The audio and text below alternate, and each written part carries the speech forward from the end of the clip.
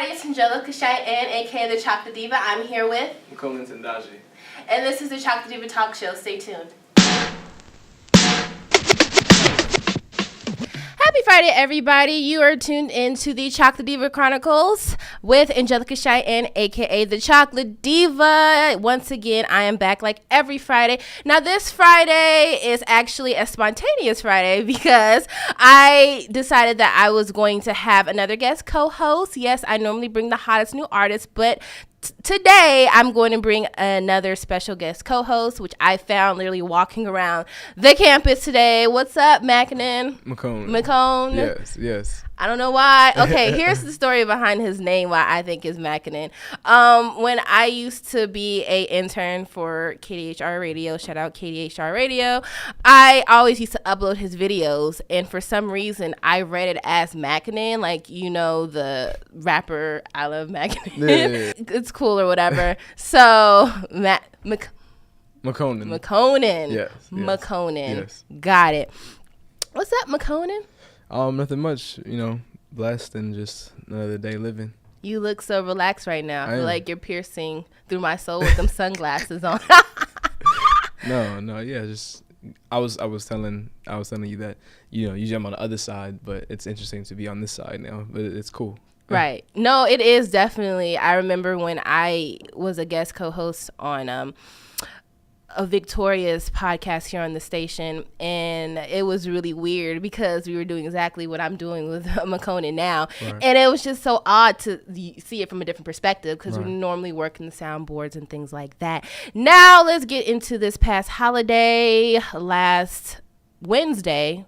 Last week was the Halloween weekend, I guess, where people really turned up on the 26th. But the official Halloween day was on Wednesday. It was just another day for me.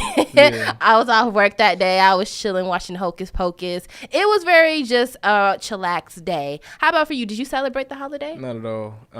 Yeah, just another day for me, too. Just handle business as usual and then just kind of the day passed. I wonder when that transition happens. I know when I was a child, Halloween used to be my day. Like, I used to have my mom plan my costume in advance.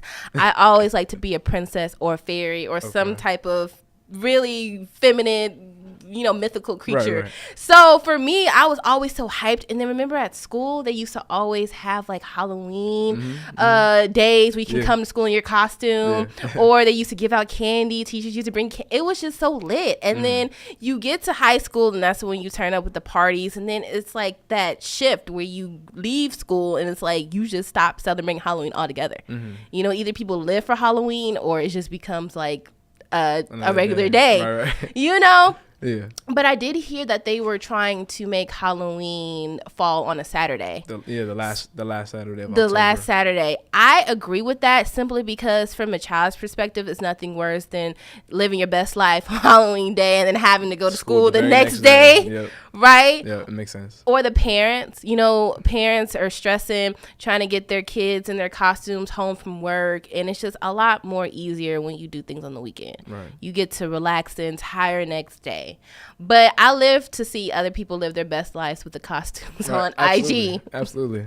What has been like your favorite costume you've seen on Instagram? Oh man, I saw the picture of Beyonce and Jay-Z. Beyonce was FloJo and Jay-Z was Tommy Smith. That was pretty cool. I mean, that's kind of expected from them, right. But they definitely did their thing this year for sure. I do agree. I remember I was quickly scrolling, just looking through people's costume, and I saw Beyonce in the FloJo costume. I thought it was FloJo. I was like, I'd never seen that picture before. Right. And I was like, she did that, but I actually liked her as Toni Braxton. I thought she looked beautiful on the cover, doing her rendition of Toni Braxton's album cover. She looked beautiful. Kim Kardashian had a few costume changes. Okay. The entire Kardashian clan, it's like they had a Halloween day model thing going on. Got it. Kim was Pamela Anderson. Interesting.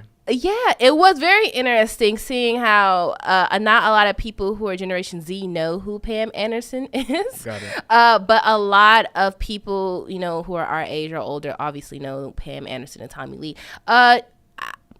I thought she did her best job trying to look like Pam Anderson. But I liked her costume as the Victoria's Secret angel better. Who else did I like? Oh, Kourtney Kardashian was lit though. She was a Haruka girl from the movie Austin Powers Gold, member? Okay, yeah. Remember the two Japanese Haruka girls with the schoolgirl outfits on? And I thought she looked adorable with her pigtails. Yeah, I can picture it now. She was lit. But, like, are you happy, like, that it's holiday season in general? Like, are you ready for the new holidays? I'm not a super big proponent of holidays like that. And it's funny, you're talking about the shifts in terms of celebrating Halloween. Just last year, I was the one swearing up and down, I'm going to, wear costumes every year, till I die and all that stuff. And, over the course of a year, I'm at the point where it's just another day. And then so for this holiday season, I mean, it's, I can kind of agree with you. I live vicariously through other people's, holiday cheer and all that stuff. But on a personal level, it's nothing super significant for me necessarily. Like, why? Is it just because you get busy, or is it like your mind is not really holiday focused? I feel like sometimes the holidays, they kind of act as like not necessarily a coping mechanism, but in a way it's almost like a drug. It's like Christmas, right? All of a sudden it just kind of sweeps through and everybody is just caught up and wrapped up in the Christmas spirit, you know what I mean? And then a lot of times the actual purpose of the meaning of the holiday itself gets misconstrued, and you know what I mean, people take on their own interpretations of something, and so for me it was better to kind of withdraw and just kind of survey and observe other people and say, okay, that's what you're celebrating it for, you're celebrating for that. You know what I mean? So that's where I'm at. It's a different take on it. People celebrate holidays for various reasons. Some religious, some just because they're fun. Me in particular, I just like the vibe of the holidays. Like the warm sweaters and the pumpkin spice lattes. Like, I'm a fool for pumpkin spice. Like, I've been going to Coffee Bean, like, relentlessly ordering nothing but pumpkin spice everything in their pumpkin loaf. So for me, it's more so just the ambiance. Like, whenever I go to the mall and you see, like, I was at the mall the other day, and you know how they have like the little play areas for children that they set up that are like Santa's little playhouse. They were setting that up, and I was just like, oh my gosh, I don't even have kids, but I just want to take my nephew so we can go together. Childish things like that, because I'm just big on holidays, and for my family, we're a huge celebratory family. Like, we celebrate everything. Birthdays, Easter, Thanksgiving, like all the holidays, we have to have some type of celebration. So that's the way I was brought up. Of course, you learn the true meaning behind the holidays, and it's more about giving than receiving. But nevertheless, it's more so just that energy. So speaking of energy, are you ready for all these albums that are dropping this November? I am. Yeah, I mean, it already kind of kicked off just yesterday. But yes, I'm definitely ready. Okay. Definitely ready for that. Yeah. What artists are you watching out for this season? It's a neck and neck race for first place, but Solange's new album and then Anderson .Paak's new album. Oxnard! Those are like the two that I'm just. Oh my gosh. Yeah. Oh, it's about to be so. Yeah, it is. Oh my gosh. Now, hear me out. Solange Knowles, Anderson .Paak, dual album. Interesting. I need that. I'm here for it. I'm definitely here for it. Because Anderson can sing and he can rap. Solange, I know, can sing. Don't necessarily know she can rap. She has it in her. She has it in her. I think she said she's into poetry. Like, now she kicks some like Baduism type stuff and mix it in with like Anderson's like upbeat tempo, D'Angelo type feel. Like, that's just ridiculous. Too much sauce. It's really too much sauce. And you know who I was surprised who's dropping an album now? Who's that? Swiss Beats. Yeah, yesterday. Yeah. I said, oh, okay. Cool. Yeah. Right? More. Yeah. Please. Right, please. Exactly. I'm waiting on Cardi B's new album. I know she dropped Money. Yeah. And I love the aesthetic of the video. I haven't seen it. It's cool. Okay. I like the song, But I don't know. I'm partial to mixtape Cardi B. Like, I feel like Cardi B's music is still her authentic self, but it's something about that gangster volume mixtape that's just in my heart. Got you. No, but she's lit regardless. But did you see all those videos she posted in response to Nicki Minaj? No, I didn't. No, I'm not really following that whole. Well, I'm into the whole entertainment news, arena, so I have to stay up to date. However, it was just really, I don't know what's going on, because as soon as Nicki Minaj was like, okay, we're going to let it be positive, she was like, okay, cool, we're over it. But the way they was going at it, you thought it was like some incurable beef. So I don't know if that was just, I don't think a tweet can just end it like that, especially when you're talking about just a month ago or maybe 2 months ago, you threw a shoe at her. Right. So that's not enough time. It's not enough time to be all relaxed like, hey, we squashed it out. Unless they maybe had a phone call, maybe they called each other offline, right. Which could be, that can be the case, and that way they were just trying to keep up like a front online, like, look, we over it. Maybe they really got it together, and so I really hope they did, because it's really gotten tense.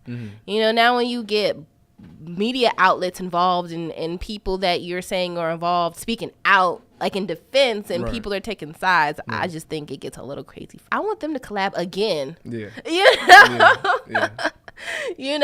both dope in their own right, so I really am waiting on that.